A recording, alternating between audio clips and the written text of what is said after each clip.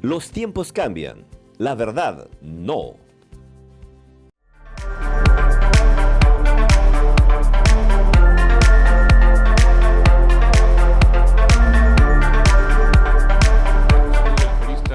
Pedro Guevara Vázquez, soy jurista especializado en Derecho Penal, pero también amo al derecho desde hace mucho tiempo atrás. Es importante enfocar este programa desde un punto de vista jurídico conceptual, es cierto. Es importante ya rescatar el derecho, lo que en sí en verdad es la ciencia jurídica y lo que es importante de contribuir en el derecho. No bastan las escuelas de derecho, no bastan las universidades, tampoco el posgrado, tampoco escribir libros de derecho, sino que hay que divulgar el derecho, hay que llevarlo a los confines más grandes del país, o como se dice, a lo largo y ancho del país. Es importante establecer ese punto de reflexión, de convicción, para poder nosotros tomar este gran reto que es divulgar el conocimiento jurídico. Hay muchos abogados, es cierto, en el país hay más de 500.000 que yo sepa. Solamente en este Colegio de Abogados de Lima hay más de 100.000 abogados. Somos una población de 35 millones, pero parece que no se ha comprendido realmente lo que en verdad implica conocer y aplicar el derecho. El derecho proviene de una voz en latín, que se llama jus. Este jus es un derecho, es un camino recto, como se dice. Este derecho es un conjunto de normas, como un derecho objetivo, pero este derecho también es un derecho subjetivo, en cuanto a las personas pueden articular, pueden aplicar este derecho, pueden demandar ante los tribunales, pueden denunciar ante juzgados penales, y en esta conjunción es en donde tenemos lo que es en sí la comprensión correcta del derecho. El derecho no es simple, sino que es complejo. Parte de un punto de vista de interpretación, y esta interpretación requiere de un bagaje importante de conocimiento. Hay que saber interpretar el derecho. Y no solamente se interpreta en forma gramatical, sino que se interpreta en forma también de finalidad. Esto es decir, ¿para qué se ha dado tal norma jurídica? ¿Cuál es la intención de esa norma? ¿Y cuál sería el parámetro de aplicación de esa norma? En esa medida es que nosotros hemos tomado este reto que implica hablar en idioma jurídico, hablar científicamente de lo que importa el conocimiento jurídico. Lo que necesitamos como país es predictibilidad.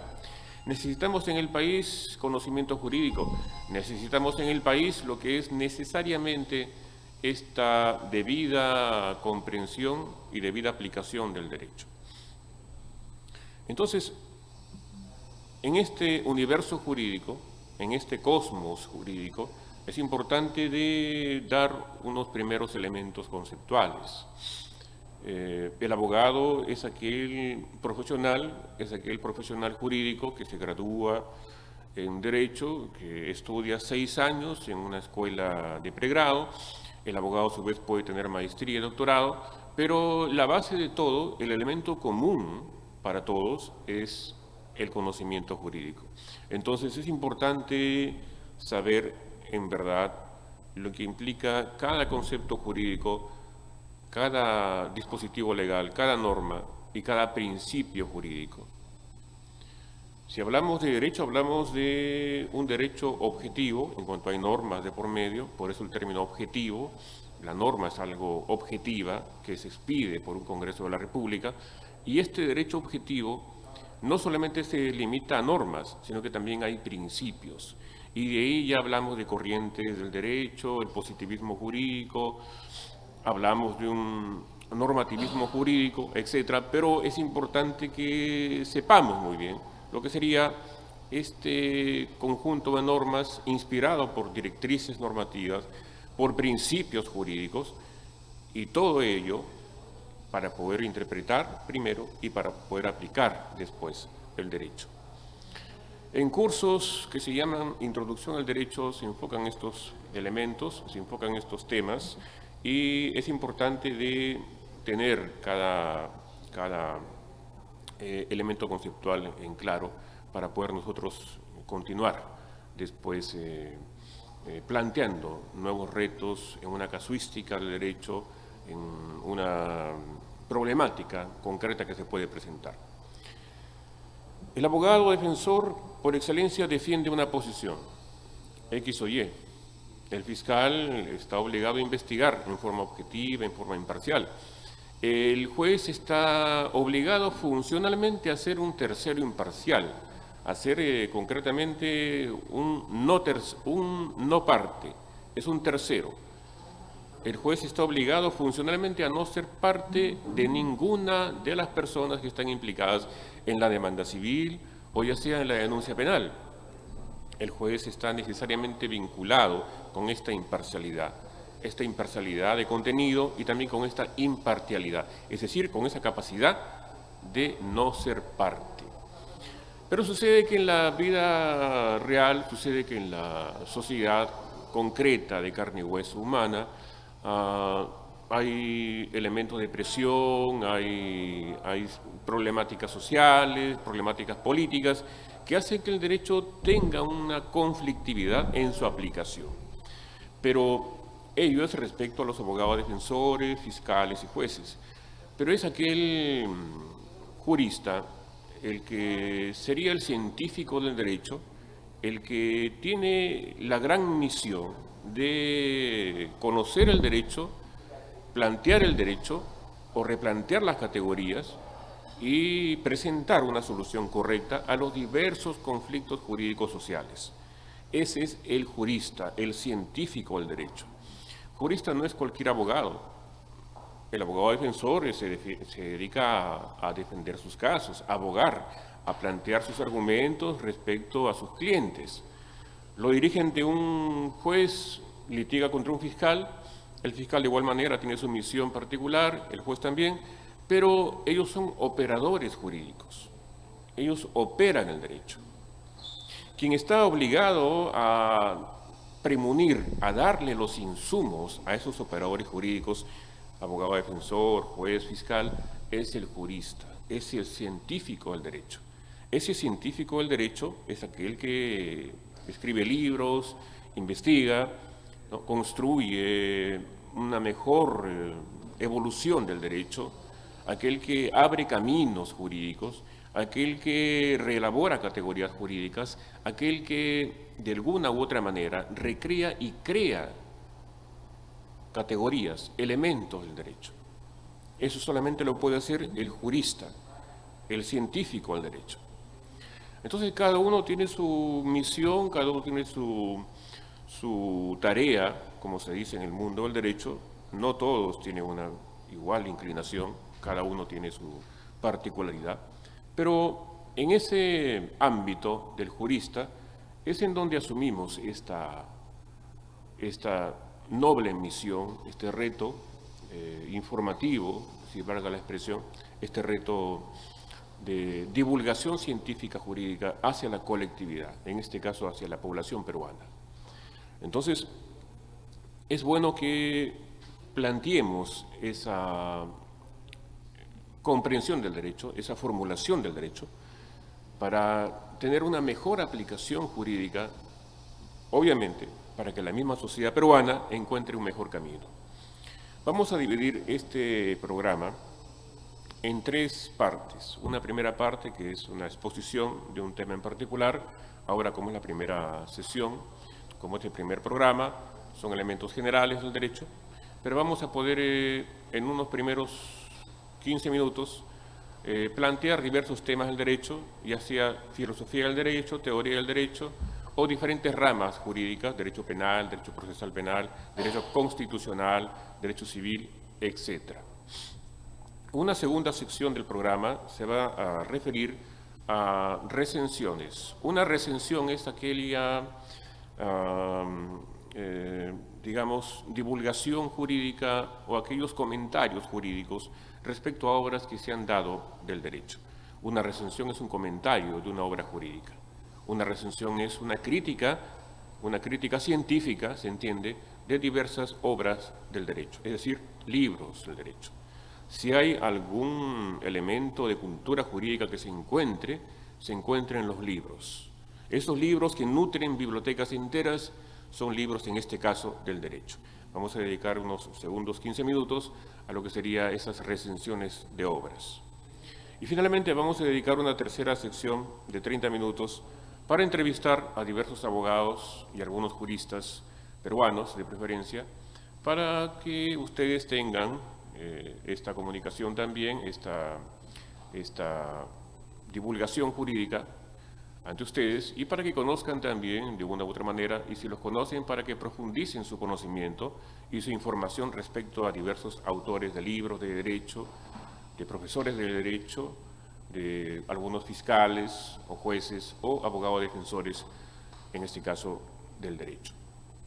Entonces, dentro de esta primera parte, hemos escogido lo que sería esta noción del derecho, este primer concepto del derecho que tiene que poseer cada alumno del derecho y cada ciudadano del país que esté interesado en lo que en verdad significa el derecho. Hay que superar esa idea de que el abogado es aquella persona que habla por hablar y palabrea y tuerce el derecho. Hay que superar esa visión en base al conocimiento, en base justamente a la divulgación. El derecho proviene de esa partícula gramatical que se refiere al jus. Ese jus latín, ese derecho romano que construye el derecho o que sienta las bases de un derecho científico, nos brinda las primeras nociones del derecho. Ese derecho que regula conductas en su amplitud. Si hay alguna ciencia humana, si hay algún conocimiento humano que tiene que ver con todo, como se dice, ese se llama el derecho. Si hay alguna disciplina científica que está vinculada con todo quehacer humano, eso se llama derecho.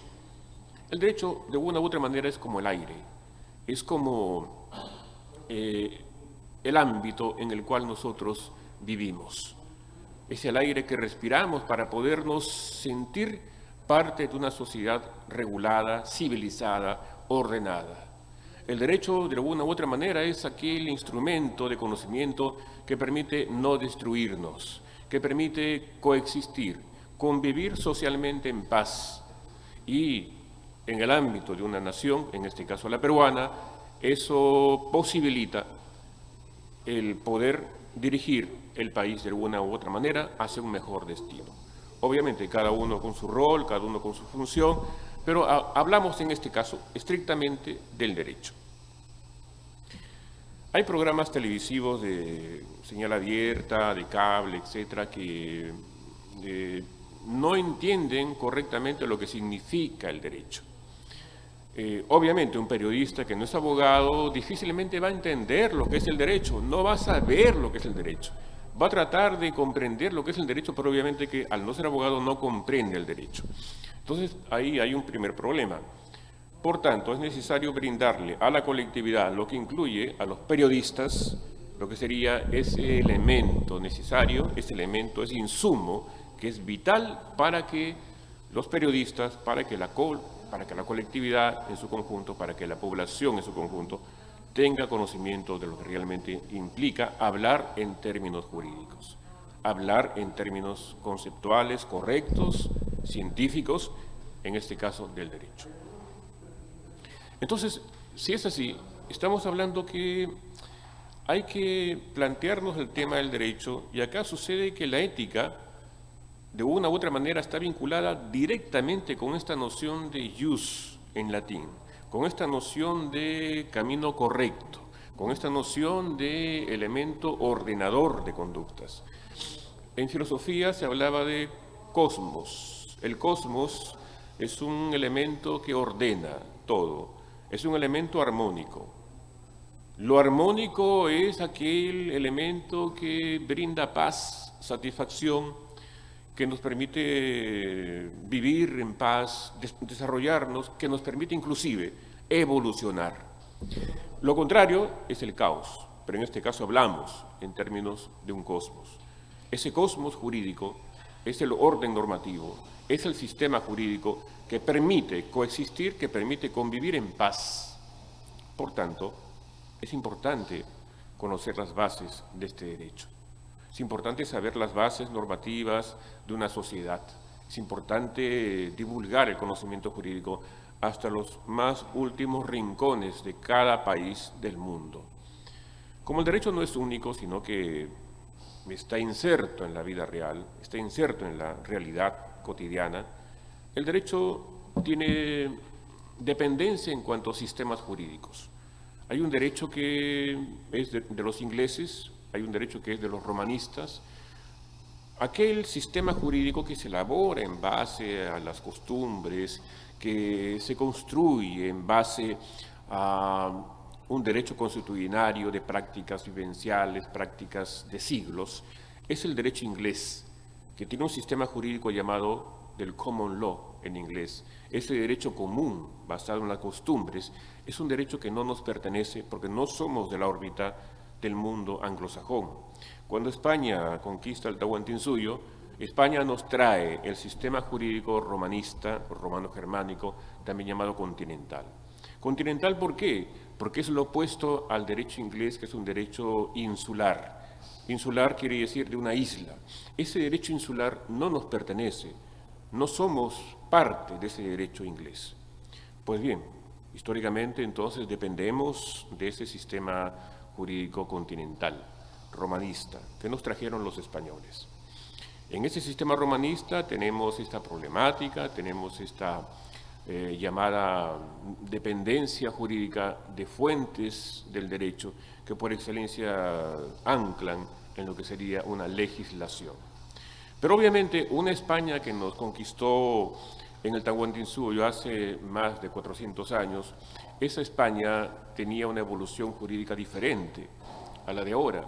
Ahora ya no existe un Estado legal del derecho, ahora existe un Estado constitucional del derecho, en donde la norma ya no se reduce solamente a lo que sería una aplicación mecánica, sino que esta norma está inserta en principios constitucionales, en valores constitucionales del más alto nivel, que tienen vinculación con tratados internacionales de derechos humanos, etc.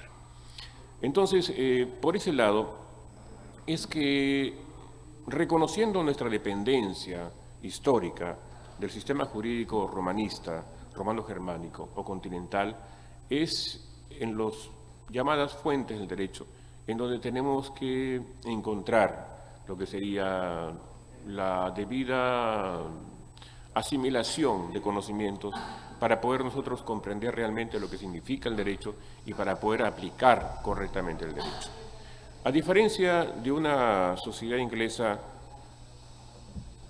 que se nutre de un sistema basado en costumbres, nosotros en este sistema romanista o romano-germánico tenemos en la ley y tenemos sobre todo también en la doctrina esa parte que los ingleses no poseen, esa riqueza conceptual que los ingleses no tienen, ese ámbito doctrinario importante, reflexivo, ese ámbito rico en doctrina, rico en creaciones doctrinarias, está en el sistema jurídico romanista, romano-germánico, continental.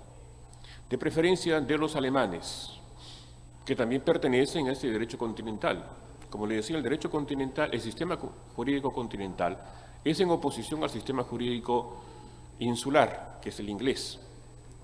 Toda aquella Europa que no es insular, que no es isla, es obviamente desde Portugal hasta Alemania, Austria, etc. Los alemanes han demostrado esa brillantez filosófica aplicada al derecho y han sido los grandes creadores, los grandes elaboradores de conceptos, categorías jurídicas del derecho. Tutela jurídica efectiva era una creación doctrinaria, el debido proceso, creación doctrinaria alemana, la tipicidad, el tipo penal, en derecho penal, una creación doctrinaria alemana, el dominio del hecho en derecho penal, una creación doctrinaria alemana, etc. Los alemanes han colocado su huella histórica en el sistema jurídico continental. No lo podemos negar, tenemos que reconocer porque es la verdad. Pero nosotros también tenemos lo nuestro como derecho del sur, como esa dogmática jurídica del sur, como dice el jurista argentino Eugenio Raúl Zaffaroni, y tenemos ahí esa gran virtud también de poder plantear nuevas posibilidades desde una órbita, digamos, marginal del mundo jurídico continental, pero con esta riqueza de tener una historia de sufrimiento histórico, de reivindicación histórica, pero también de inteligencia. Una inteligencia suficiente para poder nosotros tomar la posta, de alguna u otra manera, de aquellos planteamientos, primero italianos, luego alemanes, que ahora podemos nosotros asumirlos como un gran reto histórico en el derecho en general y en el derecho penal en particular.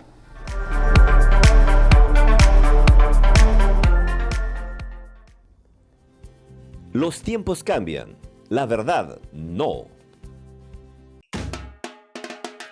Desde este martes 23, tu diario La Noticia lanza el coleccionable Las Recetas de la Abuela. Aprovecha y descubre todos los días las mejores recetas de los platos más ricos del mundo.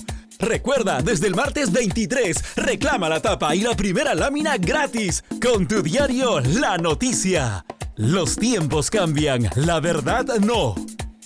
Auspicia Intur Perú. Sintonía salsera pa' que le goce cualquiera. Sintonía salsera, esto una cosa buena. Te lo dice el hijo de la salsa, Frankie Ruiz Jr., mi hermano. Ya tú sabes, con mucho respeto. ¡Sí, señor!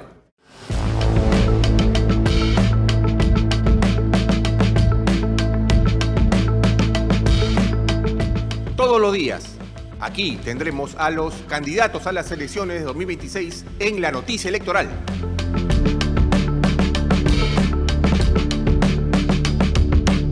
Un voto informado, un país más fuerte. Nuestro derecho, nuestro deber. En La Noticia TV, canal 27.2 en Vez Cable, orgullosamente peruanos. La Noticia Electoral.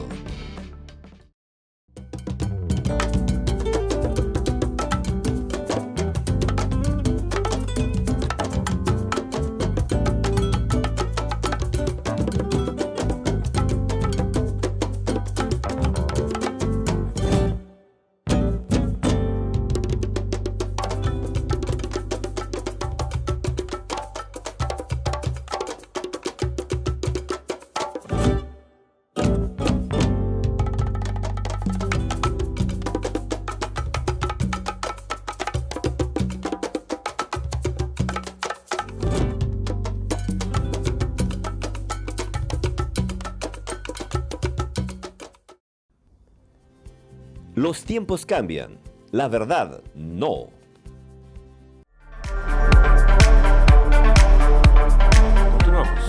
Continuamos. Ahora vamos a abrir una pequeña sección de comentarios de libros, recensiones.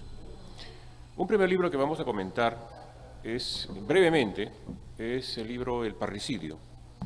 Acá sí tengo que reconocer que, número uno, yo soy el autor, y en ese sentido, de una u otra manera, mi opinión va a estar un poco, digamos, sesgada, si cabe la expresión. Pero sesgada en un sentido correcto, científicamente hablando. Hasta la fecha he escrito cerca de 30 libros en Perú y en el extranjero cerca de 10 libros. Pero el libro que yo tengo un aprecio importante es este libro, El Parricidio, esta primera edición, porque a la fecha hay 12 ediciones en Perú. Hay una edición chilena también de este libro que se vende en Europa, pero la primera edición siempre es importante, es como si fuese un primer hijo. Siempre el primer hijo es alguien especial de una u otra manera. Este libro El Parricidio, de primera edición, que fue prologado por el juez supremo de ese entonces, José Luis Lecaros Cornejo, enfoca concretamente lo que sería el delito de parricidio. El delito de parricidio se encuentra en el artículo 107 del Código Penal y describe aquella conducta prohibida de matar al progenitor, de matar a la madre, a los hijos, o a los abuelos, etc. En esta situación de tronco, en línea recta, es una agravante constitutiva, en este caso, de sanción drástica a aquellos que matan a los parientes en línea recta. Esto es, ascendientes hacia arriba y descendientes hacia abajo.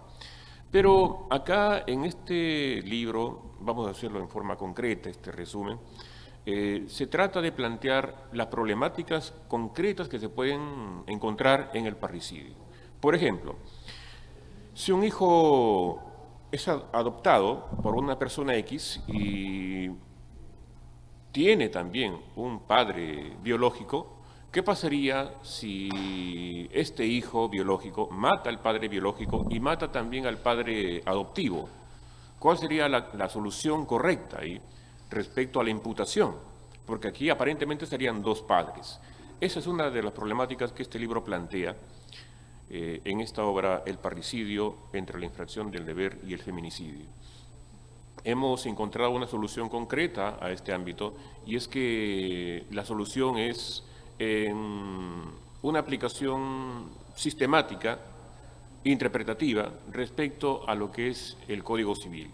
El Código Civil menciona que si hay una adopción jurídica, si el hijo biológico es adoptado por un tercero, este hijo biológico deja de pertenecer por ficción jurídica, pero así lo dice la norma, deja de pertenecer a la familia consanguínea y solamente se reputa hijo del padre adoptante.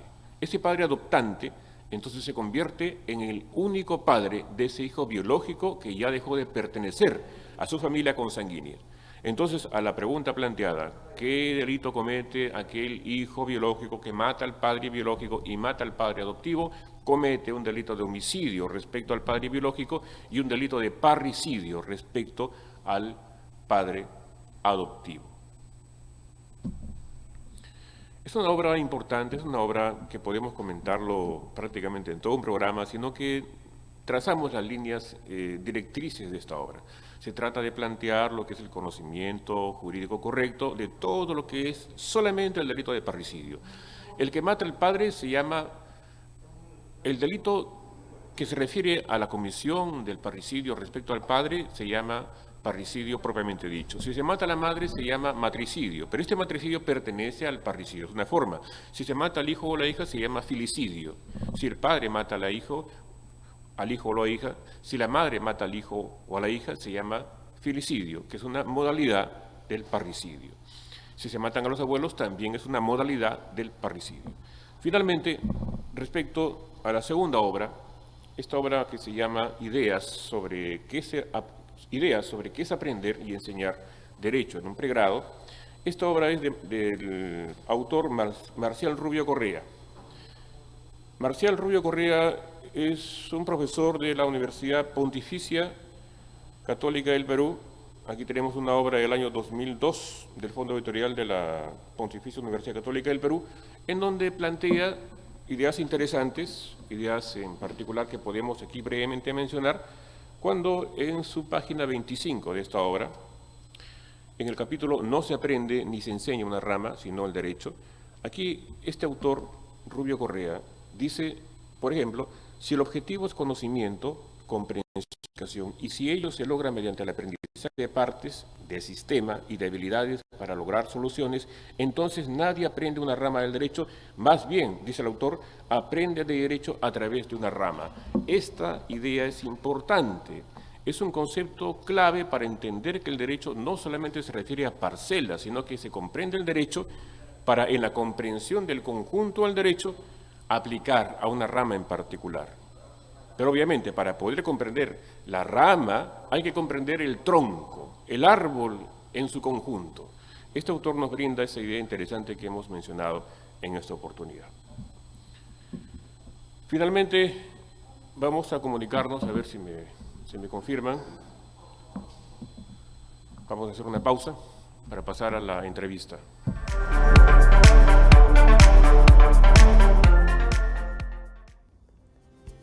Los tiempos cambian. La verdad, no.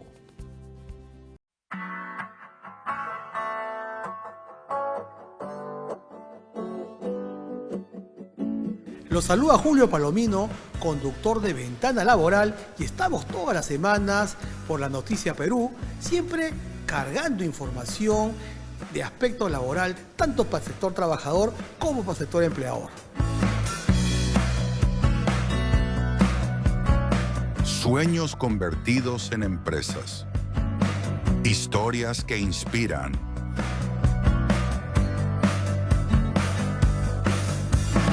El camino al éxito laboral.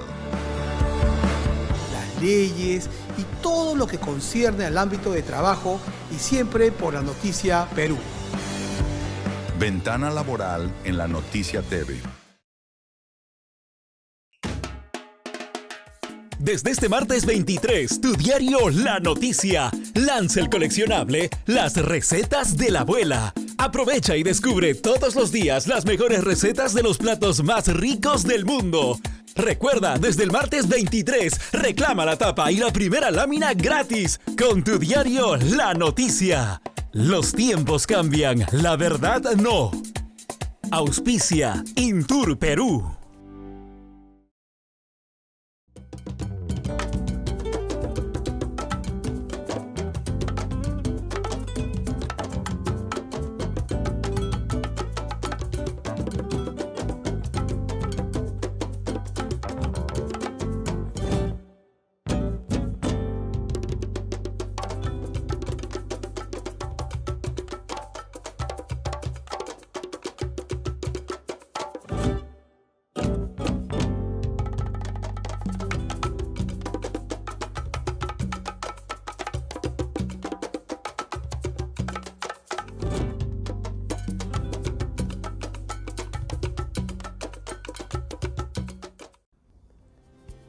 Los tiempos cambian. La verdad, no.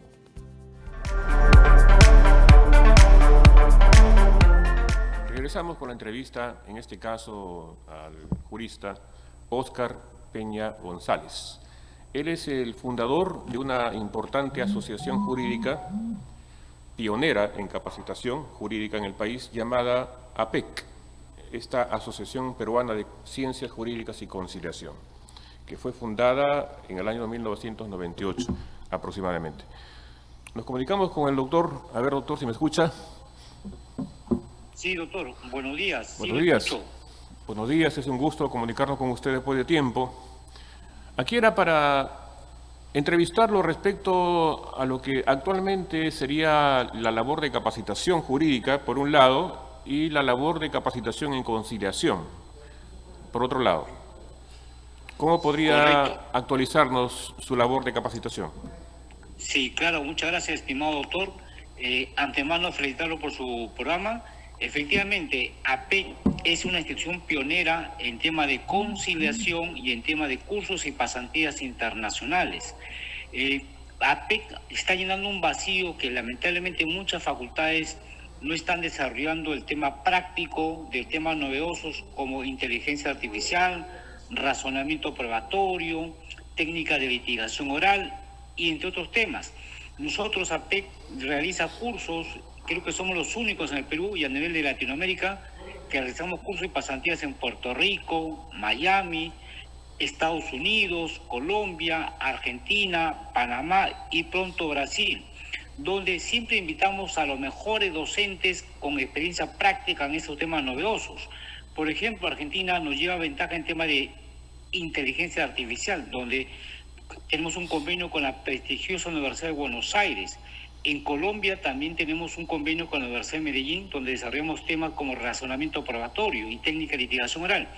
Estos cursos, que son bastante prácticos, permiten que el abogado, el fiscal y juez aprendan la parte práctica que todavía en el Perú no manejamos, no dominamos. Correcto, doctor. Correcto, doctor. Sí. Hablemos de litigación oral. Perfecto. ¿Cuáles serían las líneas matrices para poder capacitar a un abogado en litigación oral? Perfecto. Efectivamente, estimado doctor, es importante que el colega abogado, y no solamente abogado, sino fiscal, e incluso los jueces, por ejemplo, a veces nosotros tenemos muchos alumnos que son jueces y nos dicen, Oscar, pero litigación oral es solamente para la parte, para el fiscal, para el abogado, pero eso no es cierto. El juez debe conocer más que la parte, más que el fiscal, más que el abogado. ¿Por qué? Sino cómo conduce una audiencia, cómo dirige la audiencia. Vemos hoy en día audiencias donde un juez superior no sabe dirigir una audiencia porque no sabe litigación oral. Cuando un abogado está haciendo un contrainterrogatorio, hace preguntas sugestivas. Correcto, doctor, correcto. Correcto. Entiendo su punto de vista. Pero una cosa es que el juez sepa litigación oral y otra cosa es que la aplique. Así es. Ya. Ahora, si eso es así, ¿por qué más bien no enfocarnos en preparar al juez para que el juez, cuando dicte su sentencia oral o su resolución de prisión preventiva oral, lo haga en un lenguaje jurídico propiamente del juez? Y cuando hable a las partes, hable en un lenguaje propio del juez. ¿Podríamos hablar también de esa capacitación? Claro, efectivamente, estimado doctor, perfecto. Y es importante la capacidad. Y aquí traigo a colación un tema, ya que usted mencionó conciliación. En conciliación, nosotros también dictamos, para no precisar, tema de la comunicación. Muchos operadores, incluyendo abogados, jueces y fiscales, no sabemos comunicar. Confundimos comunicar con informar. En la comunicación hay comprensión. Por ejemplo, ¿qué pasa si yo, abogado, fiscal, juez, hablo con términos técnicos o latinazgos? Pregunto, ¿es justiciable, común y corriente? ¿Me va a entender? No. Entonces, ¿ahí qué está haciendo el juez, el fiscal, el abogado? Está informando.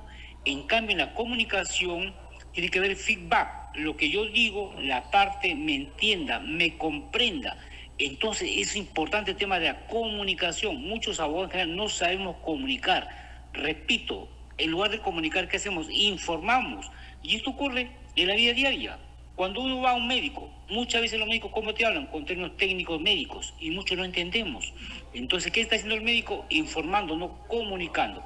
Entonces, es importante, como usted dice, doctor, que el juez sepa comunicar sus decisiones, sus fallos, y que el judicial la pueda entender, lo pueda comprender. Claro, no solamente en cuanto a contenido, sino también en cuanto a forma de comunicar.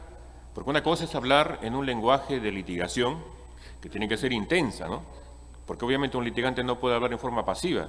El litigante, ya sea defensor o ya sea fiscal, tiene que hablar en forma activa, ¿sí o no?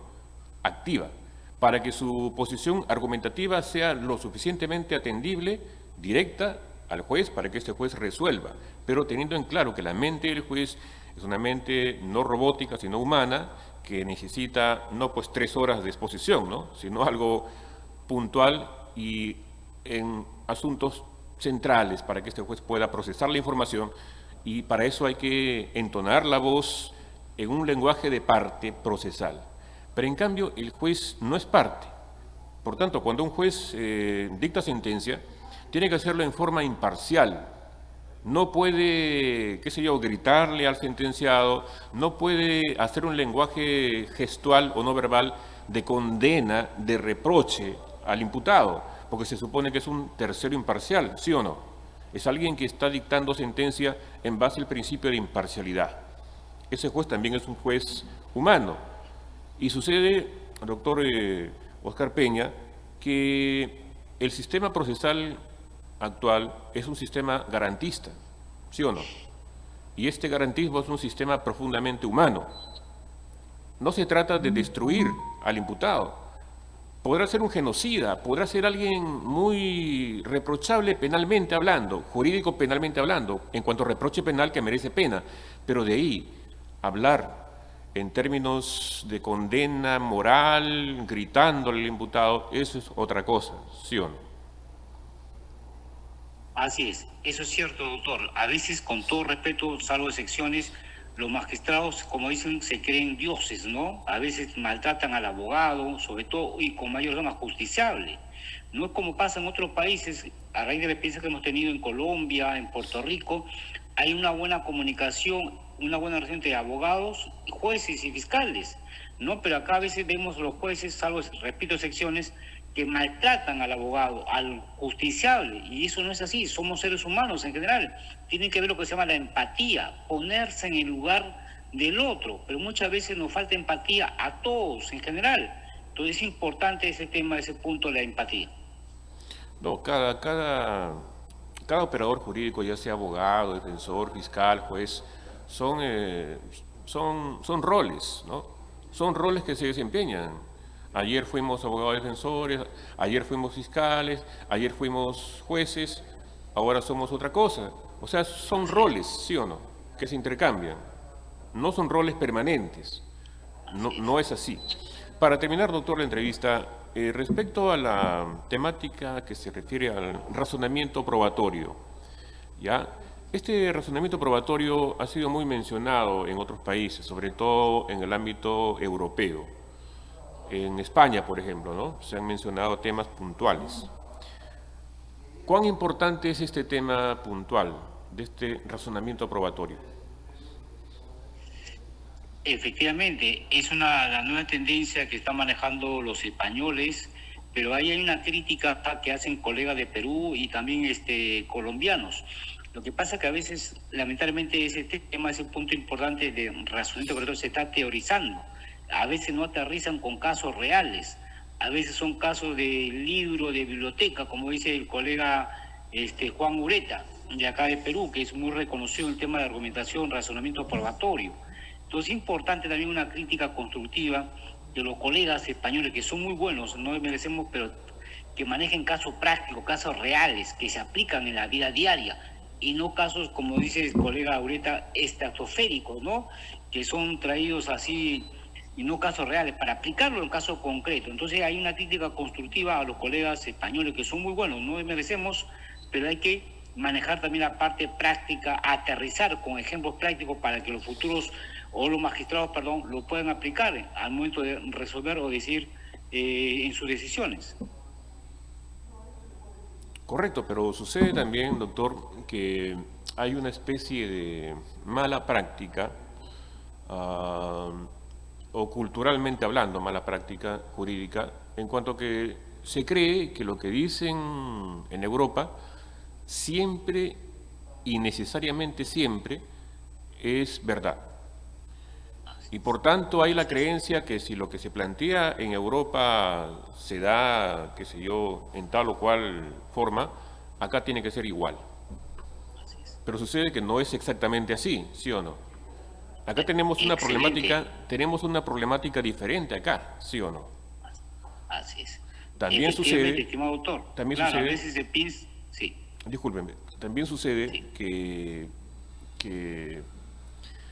si hablamos en este caso de creaciones doctrinarias europeas, qué sé yo, acá en nuestro país, en Perú, en la región de Latinoamérica, sucede que tenemos una problemática tan diferente, culturalmente hablando, que tenemos más bien nosotros que crear nuestras propias categorías, si valga la expresión. Tenemos que recrear, en todo caso, las categorías jurídicas y aplicarlas y adaptarlas a nuestro país. ¿Cómo es posible, doctor, por ejemplo, que en una sentencia suprema o del Tribunal Constitucional, por ejemplo, se mencione una sentencia del Tribunal Constitucional de España o una sentencia de la Corte argentina, qué sé yo, o italiana, en la ratio decidendi, es decir, en la razón principal de la decisión, cuando son sentencias de cortes extranjeras? Y sucede que una sentencia de corte extranjera es la aplicación de la normatividad extranjera, ¿sí o no? ¿Sí o no? Entonces, ¿cómo es posible que una sentencia suprema o una sentencia del Tribunal Constitucional se citen sentencias de cortes extranjeras, no de cortes supranacionales, no, de cortes extranjeras, y se las use como fundamento principal o uno de los fundamentos principales para decidir en tal o cual sentido? Eso es una infracción categorial, es una conculcación categorial a la categoría general de una jurisdicción. Si fallamos en eso, por ejemplo, ¿cómo vamos a poder nosotros comprender la problemática inmensa que se da en este tema probático, en este razonamiento probatorio? Creo yo que hay primeros momentos de aclaración.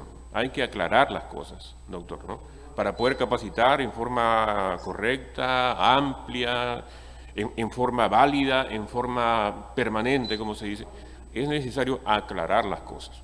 Y yo entiendo que su centro de capacitación y conciliación tienen claro esos puntos. Así es, efectivamente, estimado doctor, claro, hay que tomar en cuenta instituciones no extranjeras, pero aplicarlo, como usted dice, a nuestra realidad, porque una realidad es la de España o Alemania o la peruana o la latinoamericana. Y aquí comento una pequeña anécdota. Dice que cuando recién llegó Jaco Saita a una conferencia a Chile, explicaba la imputación objetiva y un profesor chileno pregunta, doctor, ¿y cómo lo explico en Chile? No, esto es para Alemania, esto es para Alemania, no es para Chile, no es para Perú. Entonces a veces lamentablemente muchos copiamos tal y cual teorías no de otros países de Europa cuando la realidad peruana es totalmente diferente. Hay que adecuar a nuestra realidad. Es que una cosa es dogmática y otra cosa es doctrina. La dogmática es la aplicación del derecho vigente, es la interpretación conceptual del derecho vigente. La doctrina es mucho más amplia, es la interpretación, es la reflexión del derecho en su integridad, históricamente hablando, pasado, presente y propuestas de futuro. Pero acá, cuando Jaco plantea en Alemania desde su dogmática jurídica alemana. Por tanto, obviamente que tenemos que adaptar, y no solamente adaptar, tenemos que asumir el gran reto de crear nuestra propia dogmática jurídica. Tenemos el gran reto de plantear y recrear categorías desde nuestra propia problemática y plantearlas hacia una generalidad científica del derecho penal, en este caso, con la suficiente autoridad académica como para poder sentirnos satisfechos de que estamos contribuyendo, ¿no? En ese sentido. Yo estimo su capacitación, porque es una capacitación de años. Yo he escuchado su nombre de APEC, he contribuido algunas veces, también me acuerdo, en capacitar en su centro, y es importante siempre reconocer a los pioneros, ¿no? Porque su centro es un centro pionero. Si nos explica, para terminar, ¿cuándo se habría fundado su centro de capacitación? Así es, estimado doctor, gracias. Efectivamente, APEC está cumpliendo 29 años este año y, como dije, es pionera en muchos temas, en el caso de las pasantías, en el caso de los cursos, y también algo importante, estimado doctor, que muy poco le damos importancia, el tema de conciliación. La idea es que la conciliación se difunda, la idea es que los colegas abogados se preparen medios alternativos. ¿Por qué? Porque esto va a originar que se haya una descarga procesal y haya menos carga. ¿Por qué? Porque cualquier conflicto civil, así sea vecinal, vamos a juicio. Y eso que origina sobrecarga. Y al haber sobrecarga, los procesos son más lentos. Y al ser más lentos, origina corrupción. Entonces hay que motivar, colegas, como pasa en Argentina y Estados Unidos, que cuando hay un conflicto incluso de índole penal, las partes, ¿dónde van? Van a los medios alternativos, que son muchos, Porque acá en Perú conocemos rápidamente conciliación, arbitraje. Ahí hay mediación, tribunal multipuertas, el mini juicio, el ombudsman, alquiler un juez, etcétera, etcétera.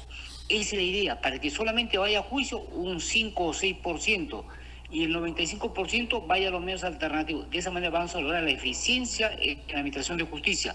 Hay que dar importancia a los medios alternativos de resolución de conflictos. Y en ese aspecto APEC juega un rol importante y es pionero, habiendo capacitado más de 40.000 alumnos en temas de conciliación en todo el Perú. El conciliador tiene un gran rol que desempeñar.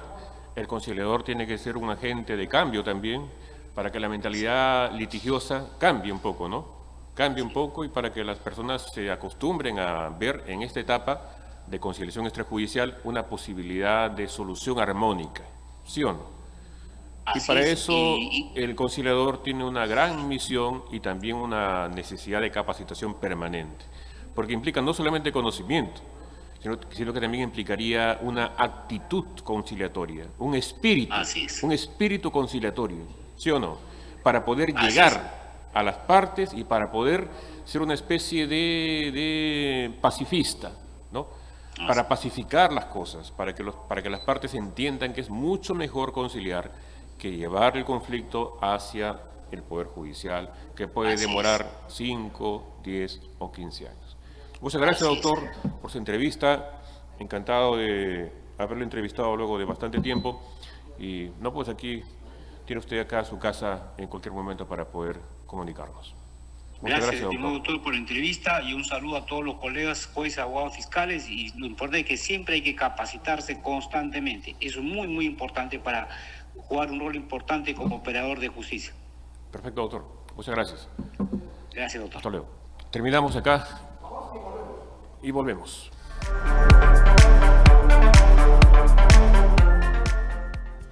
Los tiempos cambian, la verdad no. Hola, ¿qué tal mi gente? Soy Víctor Manuel y los invito a que escuchen Sintonía Salsera. No se lo pueden perder, donde escucharán lo mejor en salsa de todo el mundo y la mía. Soy el periodista Carlos Rivero y con la noticia llego primero.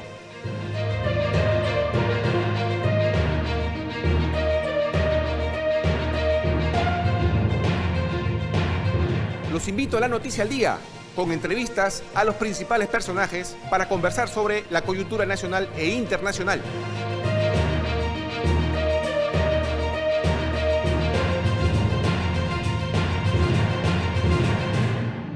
En nuestro canal digital La Noticia Perú, los tiempos cambian, la verdad no.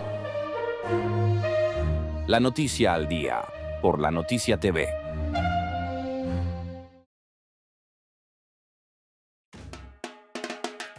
Desde este martes 23, tu diario La Noticia lanza el coleccionable Las Recetas de la Abuela. Aprovecha y descubre todos los días las mejores recetas de los platos más ricos del mundo. Recuerda, desde el martes 23, reclama la tapa y la primera lámina gratis con tu diario La Noticia. Los tiempos cambian, la verdad no. Auspicia Intur Perú.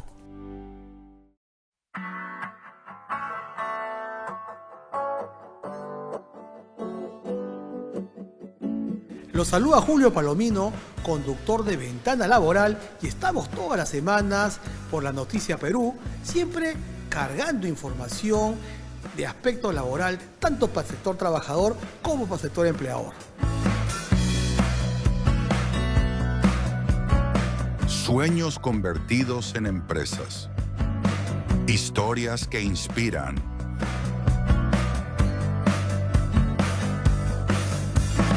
El camino al éxito laboral. Las leyes y todo lo que concierne al ámbito de trabajo, y siempre por La Noticia Perú. Ventana laboral en La Noticia TV. Los tiempos cambian, la verdad no.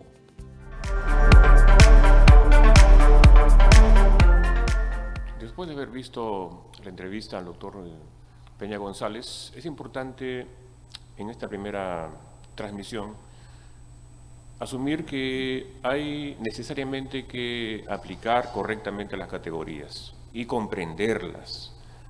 Si hablamos de un razonamiento probatorio, por ejemplo, si hablamos de un conocimiento jurídico planteado en Alemania, si hablamos de una teoría o tesis dogmática, como se dice en derecho en Alemania, es importante saber lo que implica la dogmática. ¿Qué significa dogmática en derecho? Porque mucha gente que no son abogados escuchan esta expresión dogmática y dicen, son cerrados. ¿Qué es eso de ser dogmático? Se preguntan y se preocupan inclusive. Dicen, no es posible que los abogados hablen de dogmática. ¿Qué es eso de dogmática?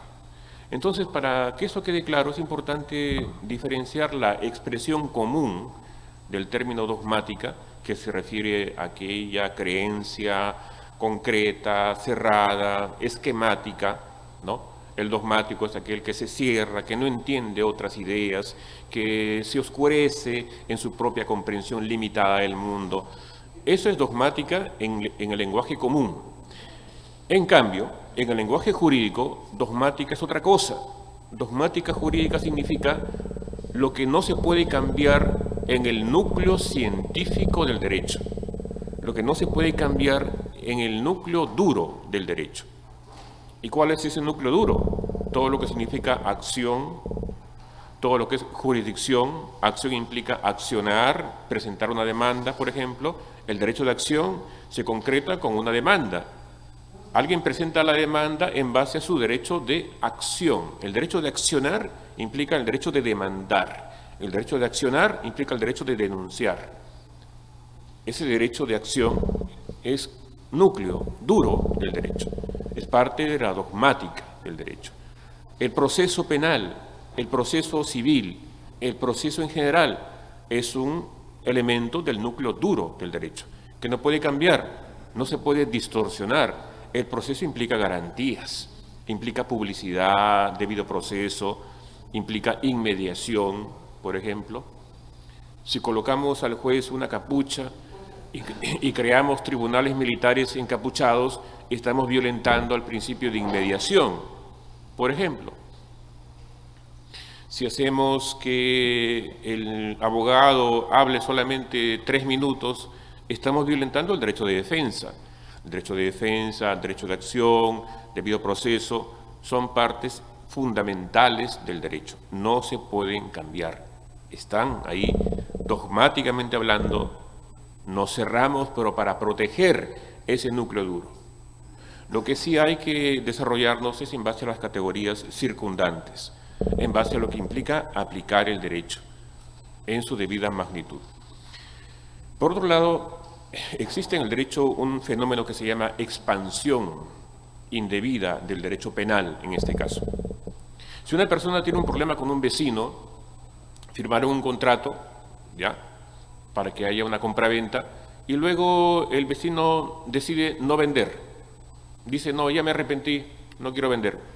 Y el comprador le dice, pero ya hemos firmado un contrato de compraventa, ya está el contrato acá y ya te pagué la primera parte. Pero el otro le dice, ya, lamentablemente no puedo cumplirte, qué sé yo, no puedo devolverte el primer pago, estoy en problemas económicos, X y Y. Entonces, el que entregó el dinero, el que se siente perjudicado va a decir, no, lo voy a denunciar por estafa. Dice, me ha estafado. No ha cumplido, y como no ha cumplido, me ha estafado. Es la primera reacción que hay, pero hay que explicar eso correctamente. Porque una cosa es la estafa y otra cosa es el incumplimiento contractual. El incumplimiento contractual implica, obviamente, que dos partes firmaron un contrato, una de ellas no cumplió, eso implica el derecho de accionar civilmente, en la vía civil, no penal. El derecho penal es última razón, última ratio, como se dice en derecho.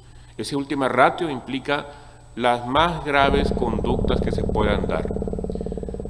Si el que firmó un contrato de compraventa nunca tuvo un negocio para vender nada, si el que firmó el contrato de compraventa inventó ser comerciante y era un simple ciudadano que trataba de engañar a todos cuanto pudiesen, empleó su lenguaje, qué sé yo, su palabrerío, su jerga, para convencer a una tercera persona para que firmen un contrato. Ahí sí habría estafa, pero si es un incumplimiento, porque hay un problema económico en una de las partes contratantes.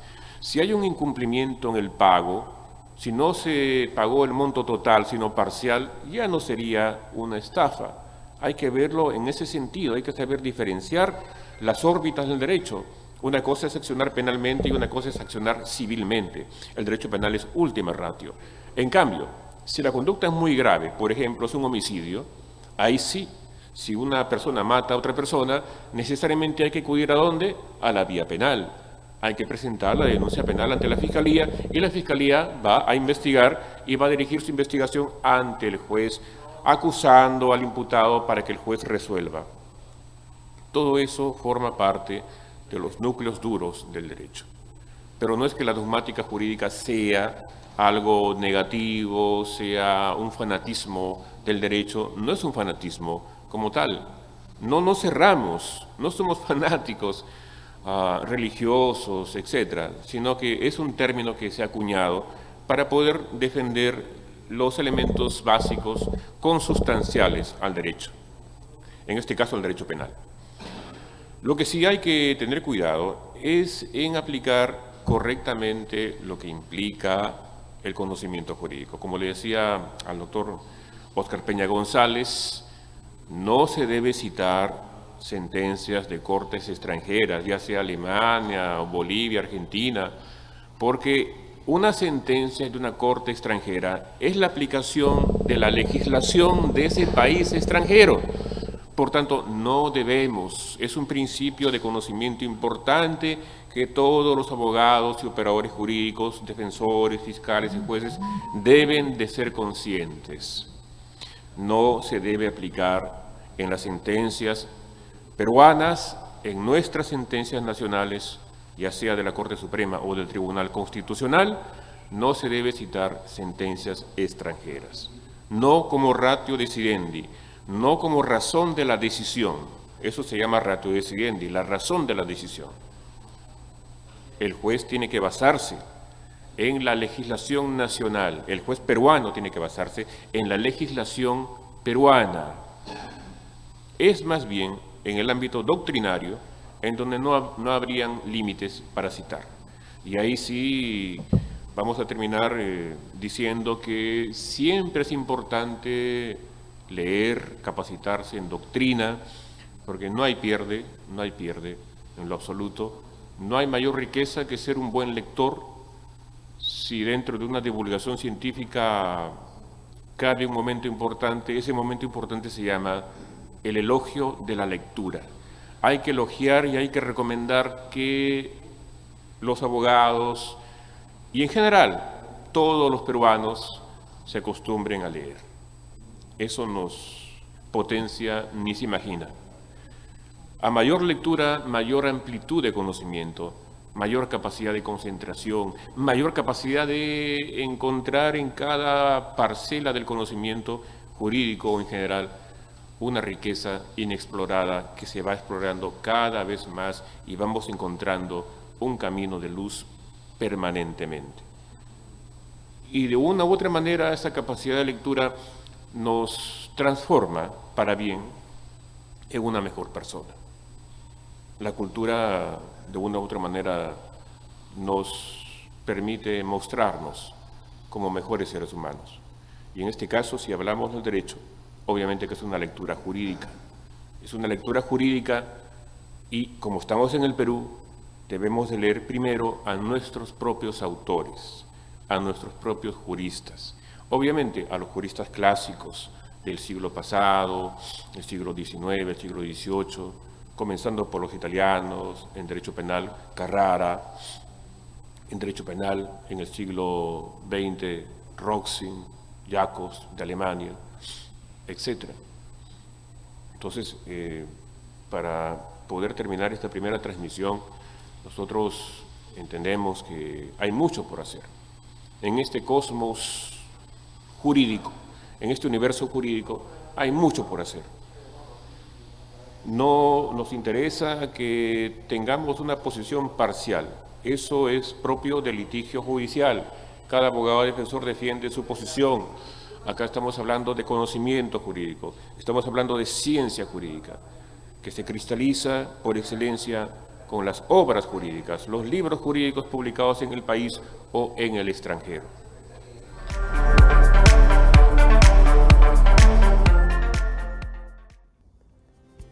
Los tiempos cambian, la verdad no.